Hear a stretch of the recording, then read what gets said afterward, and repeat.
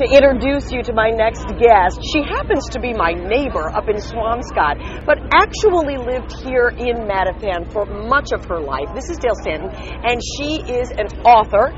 And the name of her book is The Hooker's Daughter. And it's very nice to see you this morning. Thank you, Kim. I have to come all the way to Mattapan to see you, even though we live very close to each other, right? I'm so happy that you invited me here today. Thank you very much. Well, I'm thrilled to have you as part of the show this morning. And as I was just explaining, you wrote a memoir about your life, most of which was here in Mattapan. That's right. And we're going to talk about the obvious, which is, of course, the title, The Hooker's Daughter. And we'll explain that in just a moment. But first, let's just talk about your experience here in Mattapan, because that's part of what I was really drawn to in the book. It's that walk through history and all the great experiences that you had here. Yes, and they really were great experiences. Growing up as a youth here, first of all, the community was a ghetto-like community, primarily Jewish people. I lived on Blue Hill Avenue, and we all clustered as a big group of gangs and gangs of kids that hung out together, and we had a lot of wonderful memories from that experience. Well, I love the fact that if you're reading the book and you're familiar with Mattapan, you can relate to some of the delis that you went to, and the ice cream places, and you talked about the theater, right? Oh, that was the prime place to go, the Oriental Theater. And when I went there as a kid, I remember paying 12 cents to get in admission, and we referred to it as the Ori instead of the Oriental, particularly. And if you know any of the history, it had stars up above and Buddhas in there. And on our way, we stopped at Simcoe's and ate hot dogs on the way to the theater. What you just said to me, you said you just had a Simcoe hot dog, Kim. Welcome to the world, right? That's right, that's right. Now, the book itself is about your life and your experience here. And you had a very, first off, I want to say that I think it's a very sort of daring thing to write this book, because it's about your mother and the experiences that you had as her daughter. Yes. And your mother was a prostitute. That's right. And talk to me a little bit about how that all came about. Okay. For many years, I felt like I wanted to write that for my children so they would know my history. And I didn't start that process, first telling them about it, until they were in their 20s. And then I got inspiration to really write. I started going to a writing group, and they said, oh, no, you have to tell this story. And that's how it all began. And they were so encouraging that it was so unique and unusual. And it took a lot of courage for me to come out and do that.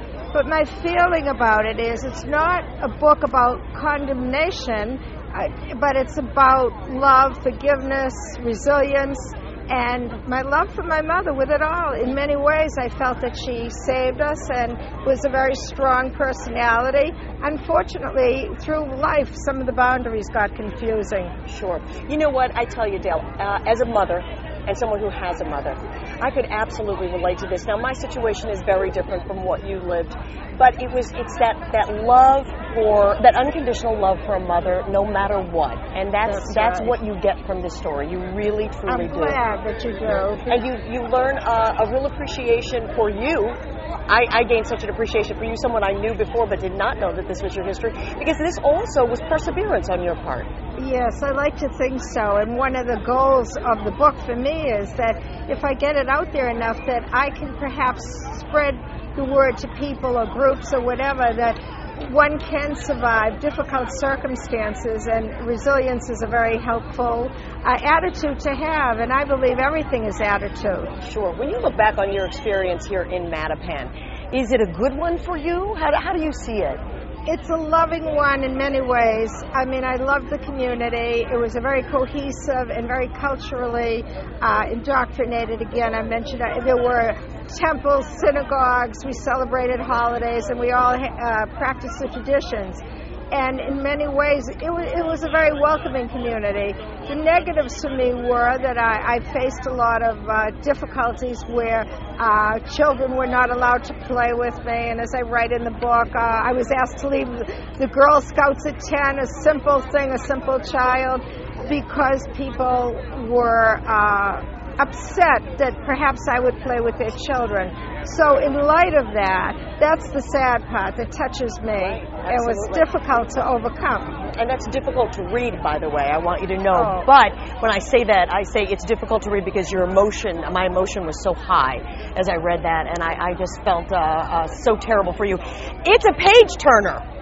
I mean, I want to tell you, it is a page turner. It's a spectacular book for anyone who knows about Mattapan, for anyone who has a mother, and that's all of us, for any of us who are mothers, and if you just enjoy a fantastic story about love and perseverance, it is a great story. I want you to tell everybody where they can get the book.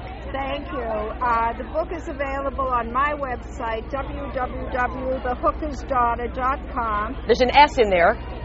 Hooker's Daughter, right? That's correct. It's also available on Kindle for ebook people. It's available on Amazon, and it's available through Infinity Publishing. However, if anybody wishes me to sign a copy and they contact me through my website, I'll be happy to do that. Right. And also willing to go out to speak to groups as I've done. Sure, absolutely. Yeah. Listen, I am so glad that you could be here. And continued success with the book. What a Thank story you so it is. much. Thank you.